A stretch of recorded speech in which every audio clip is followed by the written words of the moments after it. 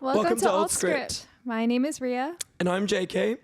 And we're two second-gen Korean creatives who left their dream jobs to live life on their own terms. Yep, that's right. This episode, we're going to talk about what we're building next and how we're doing that with intention now that we've rediscovered ourselves and how, the things that we've learned from our burnout, from this time of rediscovery and how that's like being implemented into our next ventures. Yeah, a lot's happened. A lot has happened. I mean, I don't know. Should I start? I think you should start. Yeah? You have more. You have more to share. Just because it's been a while. It's been a minute since I left and I started pursuing some other opportunities. I'll start off by saying, I think I shared in previous episodes that I was back home in New Zealand with my parents. And during that time, I didn't, no one knew that COVID was going to last that long. And, as the months went by, I realized, I need to make a decision. I need to either get out of here or start a life here. And I knew that, at that point, I wanted to be overseas, somewhere that wasn't home. And I, at that point, had, thought about my options. And unfortunately, there weren't that many places I could go. And but Korea was one of them. I was able to apply for an overseas Korean visa and I made my way over there. It was relatively safe there at the time. Not that many cases of COVID and not too many restrictions. And when I got there, I basically sort of told myself, okay, this is sort of going to be a sabbatical year. Nothing much is happening in the world. So I'm just going to just relax, chill.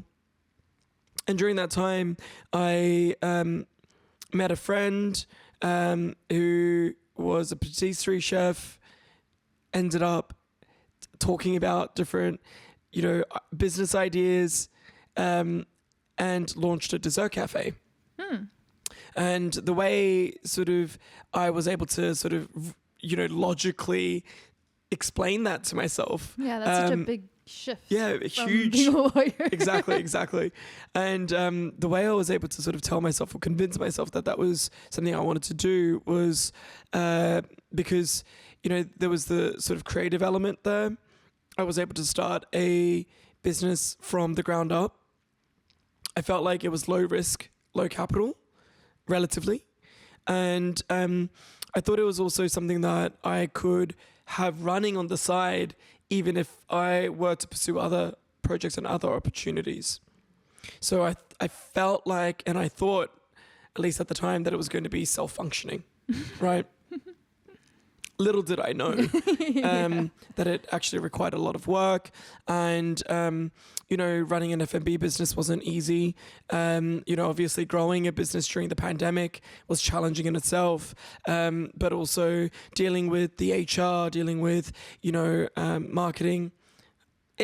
A lot of it was difficult and challenging. Yeah, I'm sure. But what I did learn from that experience was that, I am clearly not too scared of executing. Execution has always been my forte. I get an idea, I want to run with it, I do it. But also it was a humbling experience because something that I thought was going to be relatively easy proved to be a lot more difficult. And you need a combination of luck, you need the right people, you need, the right timing, the right location.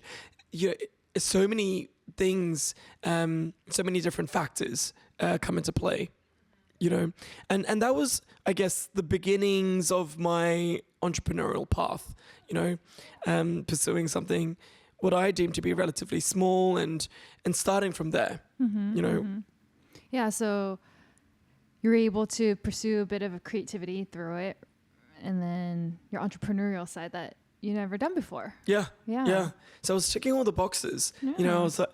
I felt like, okay, well, I'm doing something. It might not be as glamorous or as impressive or the dream exactly. But I felt a great sense of achievement in, taking the risk. Yeah. You know, You tried. trying something different. Because it wasn't like you wanted to land there, right? It was a stepping stone for potentially Right. next ventures. It was a moment of exploration. It was also sort of forcing myself to get out of my comfort zone. I'd never worked in a cafe before. I'd never worked in hospitality. I learned so much from, coffee making and through to, desserts. And it's funny because I at that point didn't really eat dessert. So it's not like I was even pursuing a passion area. Yeah. The passion was with the creative outlet of branding and starting a business, a small business from scratch. Yeah, that takes a lot of courage, I think, because I feel like most people that have done such a big shift like that, the next thing it's like, okay, that's the thing that's gonna, encapsulate like all my passion and this better be successful because I left all that behind. But it's cool that you approached it more as like this is just another little chapter of exploration to see if it's gonna blossom into more passions or potentially to the next thing. Right. Which is so cool. Yeah. Which I think, is a very different way of thinking. Yeah. I still remember the excitement and the energy at the time. And I guess because I was also doing it in Korea, in Seoul, in a completely different environment, a place where I barely knew or had a network. And, sort of doing that I think I did it within sort of 7 months of arriving in Seoul. That's crazy. Yeah, so I don't. Be its own episode. But I think it was such a new and exciting experience that experience of like starting that business on its own was something that was very meaningful and worthwhile for me. I learned so much from it, what it took to register a business and, do all of the sort of groundwork to, sort of set up the space, a menu, everything, all of the logistics and the admin behind starting a business, especially in a new country. Yeah. Yeah. That was fun. I mean, that was the beginning. Yeah. Yeah. That was the beginning. And is it still going on? Like, we closed the store, the physical location, in April this year, so not long ago. So it was running and operating for 4 years, which is quite a long time in the longevity of a sort of cafe business, independently owned business in Korea.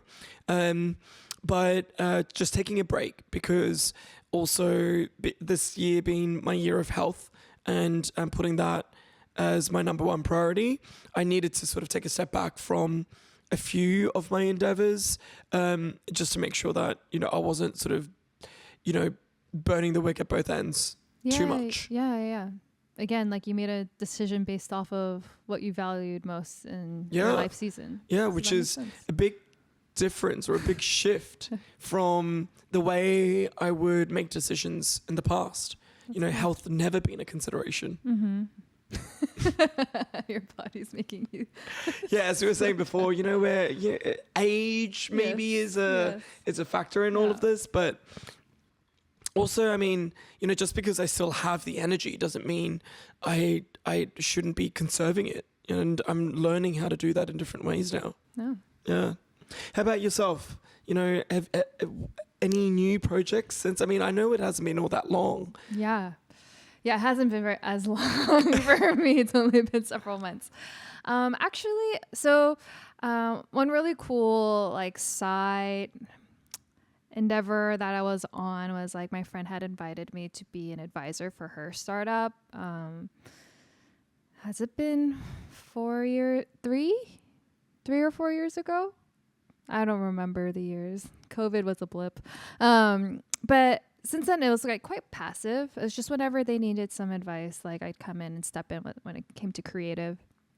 But since that I've like stepped away from, full-time work, I've been able to advise and consult more for them. And to me, that really brought me to life because I'm like, oh, I get to help my friends. That was something that I like really wanted to, spend more time on, is like using my gifts to build up my friends' businesses, my family's businesses and stuff.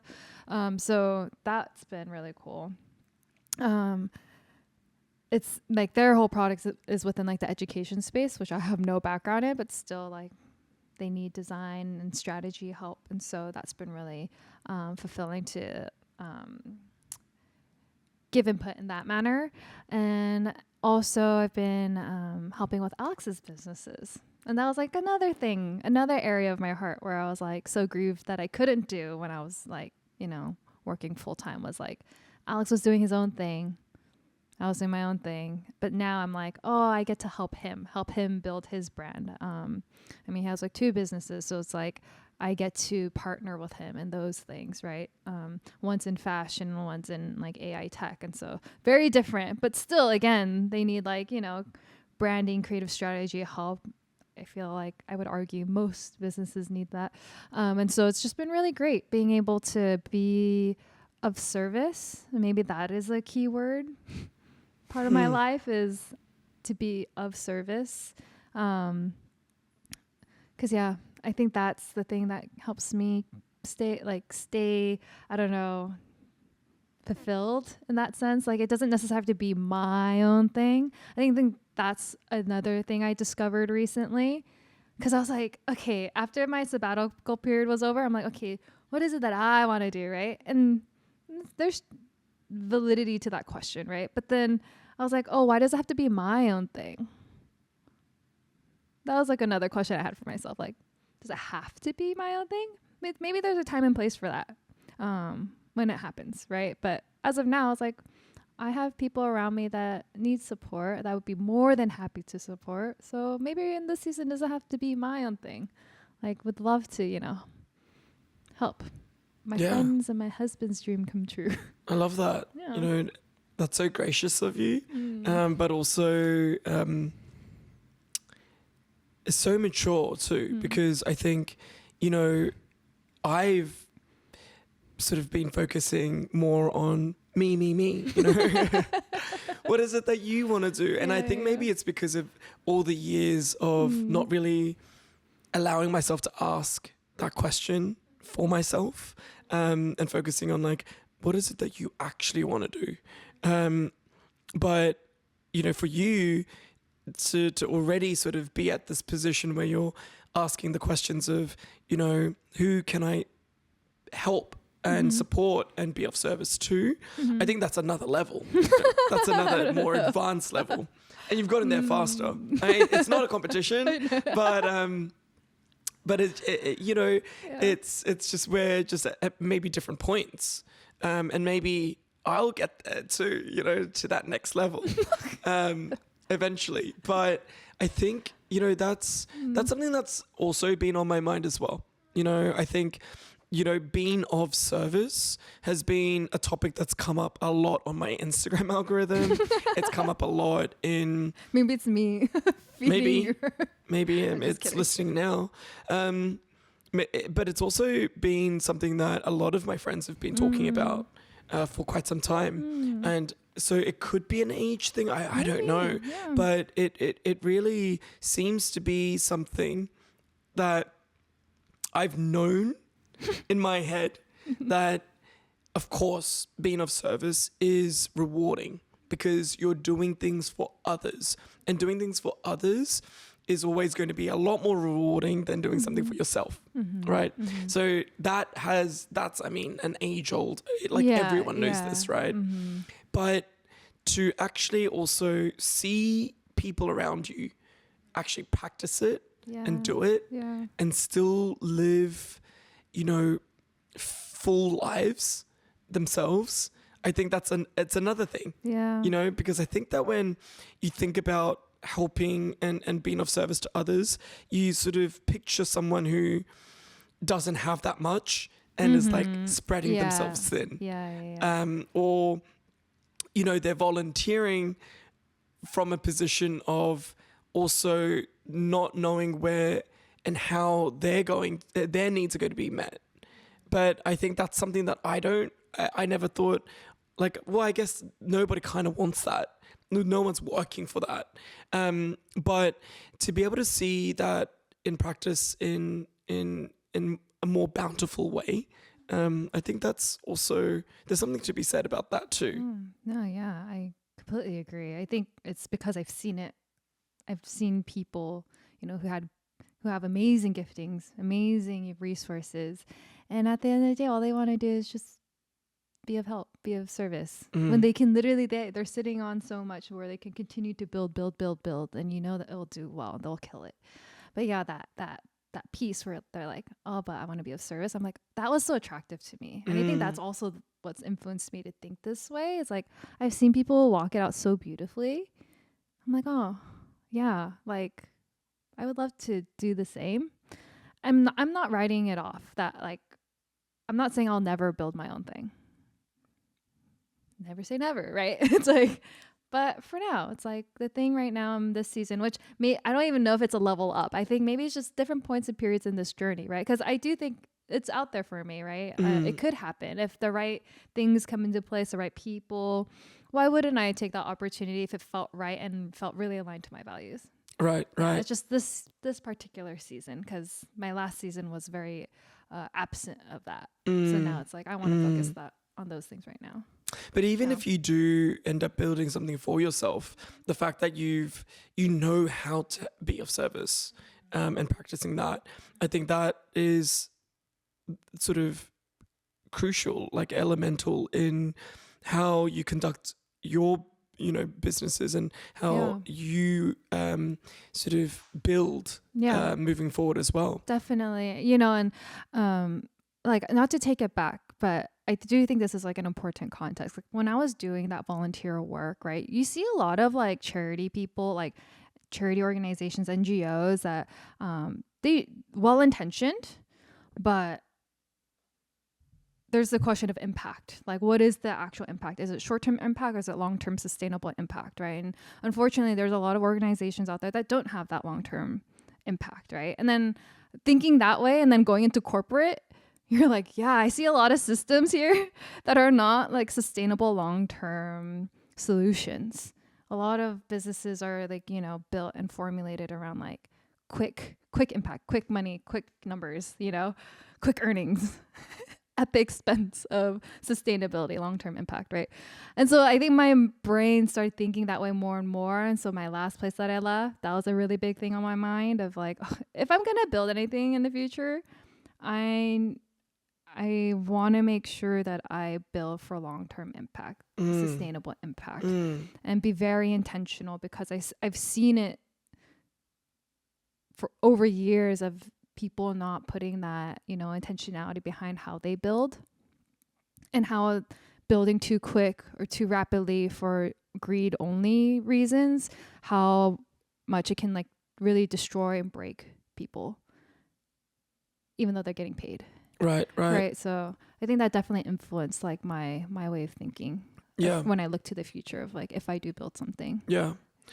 As you were saying that, I was thinking back to my past corporate experience as well, and thinking about how, the sort of culture that's developed within a workplace is something that's so underrated.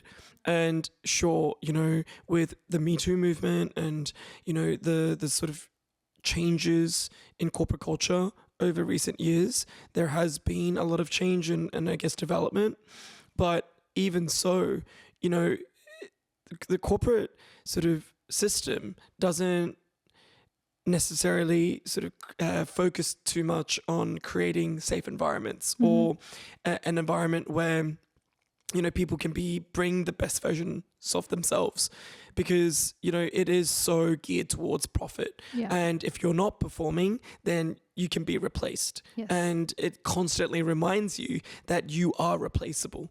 And I think I think that's the sort of the other additional soul sucking element of it, because you're so aware of this that you are also making compromises within yourself to go, I know, but I'm still stuck, or I still need to adhere to this lifestyle. But as you were saying, if people are moving away from that, leaving it and saying, I don't agree with that, or I don't like the way things were done there, and they're going off to start off their own businesses or their own ventures and developing their own teams, I think it's so important to for us to remind ourselves of how that felt and be very, very intentional about the type of environment we create in our next ventures. Yes, I agree 1,000%. Yeah, that intentionality, right? Like, you can care about, profit, but you can also care about how you build culture. And the ones that argue, no, you can't, I'm coming at you and saying, yes, you can. Because I've seen it. I know people that have built it that way. And that's why that's why I have hope in it. That's why I don't belong to that script anymore. Because it's like, I've seen it done a different way, and I've seen it done beautifully and executed beautifully.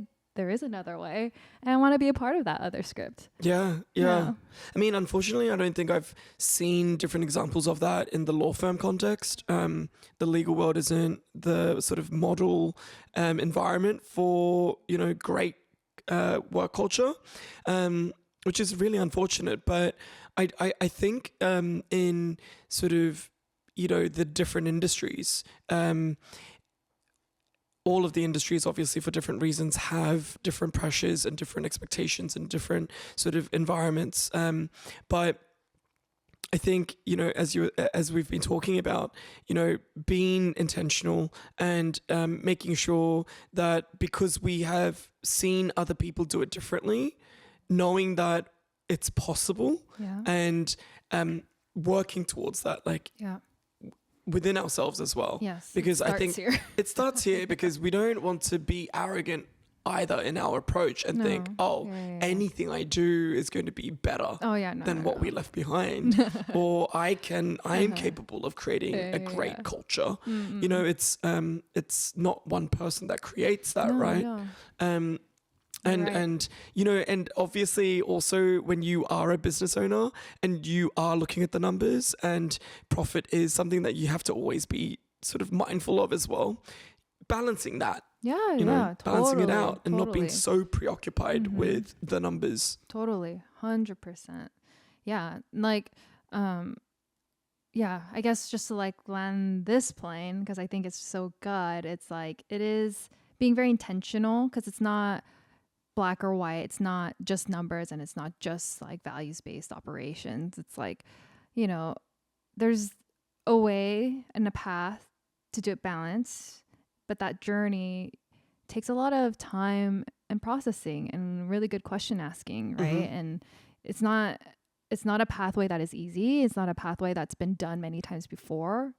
And so in a way, we are taking the off beaten path of we're forging a new way, and it takes time, intentionality, and a lot of good reflection.